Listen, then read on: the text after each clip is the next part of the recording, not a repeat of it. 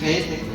तो आपकी कोई भी समस्या है जो आपके एसोसिएशन से नहीं हो सकती, वो हमें बताएं, हम उसको आगे तक लेके जाएंगे। सेक्रेटरी डीओपीटी के साथ मीटिंग होती है और भारत में समाज का पूरे हिंदुस्तान में नाम है। तो आपकी अगर कोई ऐसी समस्या है, पेंशन की है, ग्रेचुटी की है, जो आपकी हल नहीं हो पाती, आप अपनी एसोसिएशन को बताएं, हम आपका मुद्दा उसको पूरी तरह से उठाएंगे और कोशिश करेंगे कि आपका कोई भी समस्या ना रहे।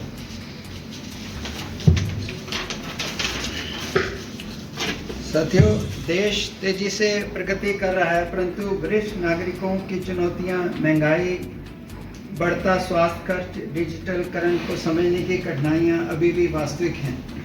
ऐसे समय में भारतीय पेंशन समाज और हमारे सहयोगी पोस्टल पेंशन वेलफेयर एसोसिएशन की जिम्मेदारी और भी बढ़ जाती है, ताकि नीतियों का लाभ प्रत्येक पेंशनर को निष्पक्ष रूप से पहुंच सके। मैं विशेष रूप से 8वें वेतन आयोग की उस शर्त का विरोध दर्ज करना चाहता हूँ जिसमें unfunded cost of non contribution pension, गैर स्थायी का उल्लेख किया गया है। साथियों, पेंशन कोई दान नहीं है, ये हमारे जीवन भर की निष्ठा और परिश्रम का स्थगित वेतन है। सुप्रीम कोर्ट ने स्पष्ट कहा है कि पेंशन अधिकार है, संपत्ति है और इसे नियोक्ता की इच्छा पर निर्भर नहीं किया जा सकता। 2016 के बाद से पेंशन में कोई पुनर्निरीक्षण नहीं हुआ, जबकि कोविड-19 के बाद महंगाई, खर्च कई गुना बढ़े। ऐसे में और 30-35 वर्ष की सेवा देने वाले कर्मचारी बोझ नहीं हैं, वे राष्ट्र निर्माण के आधार स्तंभ हैं। नकारा जजमेंट से लेकर केरल के व छत्तीसगढ़ हाई कोर्ट के सभी अदालतों ने पेंशनर की गरिमा और सम्मानजनक जीवन के अधिकार को सर्वोपरि माना है।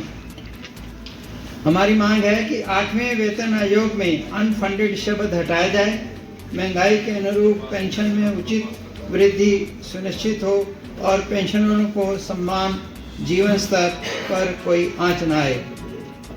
कानूनी हमारी भारत पेंशन समाज से संबंधित संगठनों ने हाल में कई महत्वपूर्ण कानूनी जीत हासिल की है, जिससे पेंशनरों को उनके अधिकार और लाभ मिले हैं और प्रशासनिक कार्यों में जो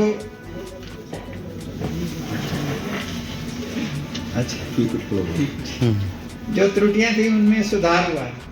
अब पेंशनर की समस्याएं क्या हैं? डीएनएस रिलीफ में देरी, पेंशन संशोधन की जटिल प्रक्रिया, डिजिटल सेवाओं के उपयोग में कठिनाई तथा शिकायतों के लंबित रहने की समस्या आज भी कायम है।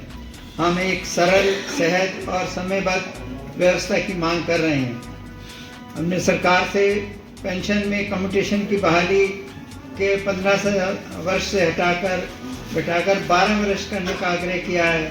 हमें विश्वास है कि इस विषय पर शीघ्र ही सकारात्मक निर्णय होगा।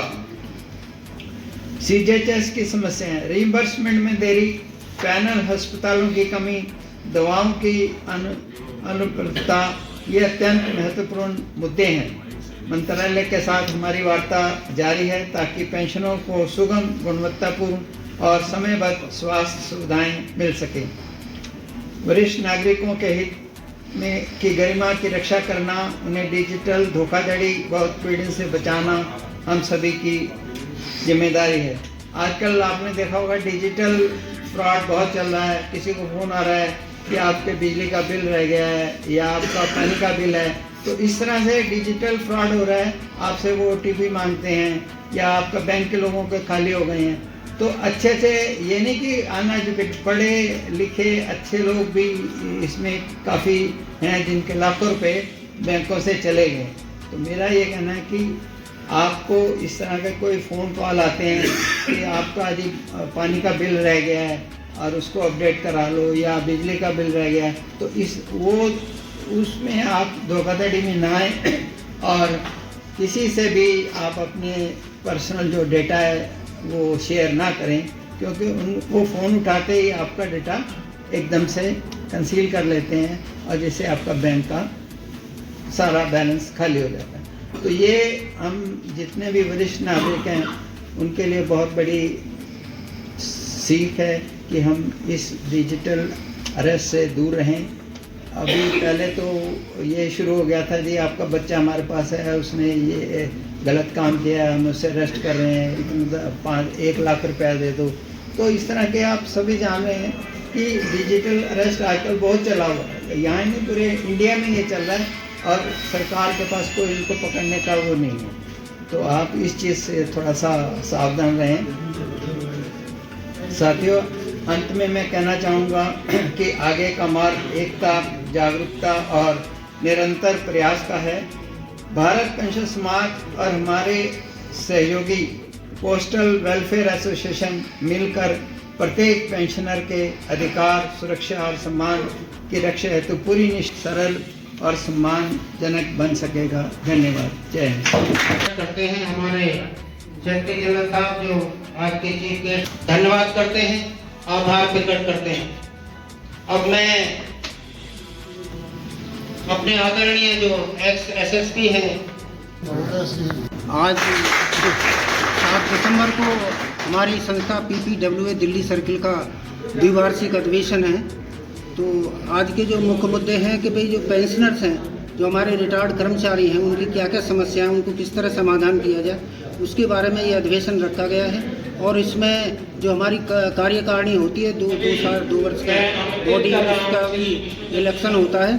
इसमें हमारे जो आज के चीफ गेस्ट हैं आदरणीय सेक्रेटरी जनरल PPS के श्री अविनाश राजपूत जी और श्री देवेंद्र मणि जी SSP ये इसमें उपस्थित हैं। इसके अलावा हमारी संस्था के सभी कार्यकारिणी के सदस्य श्री सूबे सिंह जी अध्यक्ष, श्री यज्ञदत्त शर्मा सेक्रेटरी और मैं स्वयं श्री सिद्धिहन सिंह यहाँ पर उपस्थित हैं और इस कार्यक्रम का आयोजन कर रहे हैं। और बाहर से भी डिपार्टमेंट के जो भी रिटायर्ड साथी हैं, अलग अलग डिपार्टमेंटों से, अलग अलग विभागों से यहाँ पर उपस्थित हैं और सभी इस कार्यक्रम को सफल बनाने में जुटे हुए हैं। तो साथ ही ये कार्यक्रम शाम के 5 बजे तक चलेगा और इसमें जो सरकार हमें कम्यूटेशन की राशि जो हमें रिटायरमेंट में मिलती है वो 11-12 साल में पूरी हो जाती है, लेकिन सरकार उसे 15 साल में काट रही है। तो इसके लिए हमारी संस्था का प्रयास कर रही है कि इसे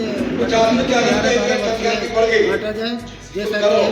और इसके साथ ही जो वेतन विसंगतियाँ हैं उनके केस कोर्ट में चले हुए हैं, उन्हें भी समझाने का प्रयास हमारी संस्था कर रही है। इसके साथ ही जो कई सारी मेडिकल की असुविधाएँ हैं, किसी का कार्डों में परेशानी है, उसकी समस्या को सुलझा रहे हैं। तो साथियों, साइबर क्राइम है, जो सीनियर सिटीजन है उनको बर्बाद साइबर क्राइम वाले तरह तरह के फ़ोन करके इल्ज़ाम लगाते हैं, डिजिटल अरेस्ट करते हैं, तो वो उस चीज़ से बचाने के लिए, जागरूक करने के लिए ये अधिवेशन रखा गया है। जागरूक करने के लिए और अलर्ट करने के लिए, सावधान करने के लिए ये कार्यक्रम रखा है। इसके साथ ही हमारी और भी जो भी समस्याएं हैं उसकी, तो इसमें मनोरंजन टूर प्रोग्राम, ये हम जो मनोरंजन सीनियर साथियों का, रिटायर्ड साथियों का, वो इसका आयोजन हम करते हैं और इसका चंदा 200 रुपये साल का है। और इसके अलावा हम जब भी कोई वैसा बड़ा कार्यक्रम होता है तो उसमें डोनेशन लेते हैं लोगों से और इसको ऑर्गेनाइज करते हैं। तो संस्था बड़े सुचारू रूप से काम कर रही है। धन्यवाद।